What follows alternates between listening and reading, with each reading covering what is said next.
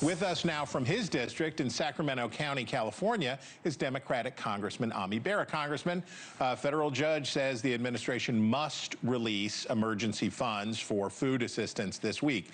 But that, as we know, is a patch, not a fix. And other problems are stacking up, like slowdowns in air travel. Now, from where I sit, the shutdown has been over health insurance. Democrats wanted to bring attention to the rising cost of premiums and the end of these subsidies. The open enrollment period is here, and Republicans didn't make a deal before that started. You've definitely made your point. Democrats have definitely made your point. Is it time to reopen the government? You know, I think it is. We did a telephone town hall the other night, and you could hear the anguish in people's voices. You know, food is very real.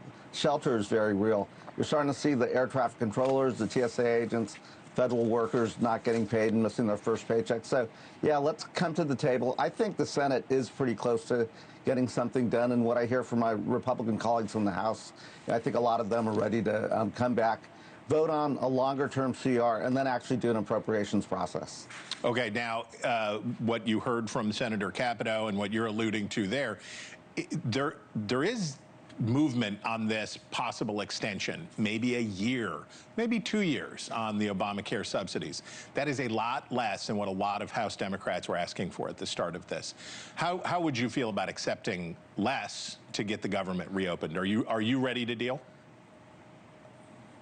I mean, I am. If we could do a 2-year extension, we probably are going to have to put some caps on income levels. But for the most part, these subsidies go to working class, middle class individuals and keep healthcare costs down. And then I would urge us to come together. The healthcare system's not really working for anyone right now. It costs way too much, and people have trouble getting access. Let's actually go through the committee process, think about what reforms we could make to get a healthcare system that the American people deserve. Okay, you're on the House Intelligence Committee. We heard Senator Warner talk about Democrats being excluded from the briefings, and we heard Senator Capito just now say that she thinks Democrats ought to be included. Are you getting briefings on House Intel? And do you think, I assume, that the president needs congressional approval to carry out these strikes? I am not getting these briefings. I'm not sure Republican House members on the Intel Committee are also getting the briefings. I was in Washington, D.C. this last week trying to get information on what the imminent threat from Venezuela is. Again, we know that's not where cocaine and fentanyl come from. Those come up through Colombia on the Pacific coast. So if the president actually puts boots on the ground, that would be an illegal action. He needs to get congressional authorization, unless he can come to Congress and tell us what the imminent threat to the American homeland is. And thus far, he's not done that, and I don't see that threat. Okay.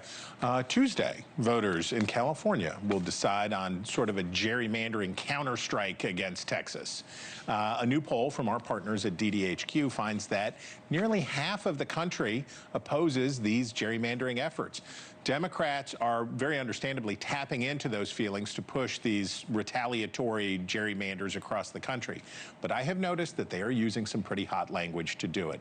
I've heard Minority Leader Hakeem Jeffries and others talk about Donald Trump, quote, rigging the 2026 midterms. That is the same kind of talks that Democrats denounced when Republicans were doing it in 2020 because they said it undermined people's confidence in our democracy.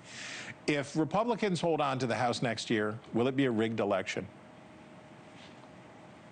You know, I think all things being equal, momentum should be on our side, and we should get the House of Representatives back. I do think the president is aggressively going to Republican governors, asking them to change the district boundaries. I agree with the public. This isn't the way our country should operate. Yeah, we should have independent commissions all across this country, take districting out of the hands of the politicians. But that is where we are right now. So California's fighting back. We'll see what happens. But hopefully one day we actually don't have mid-decade redistricting. Okay, if the polls are right, there is going to be redistricting in California. That leaves you with a choice to make. Do you know, as things change, I know you have to wait until after the results are in. Are you leaning in terms of which district you think you're going to end up running in?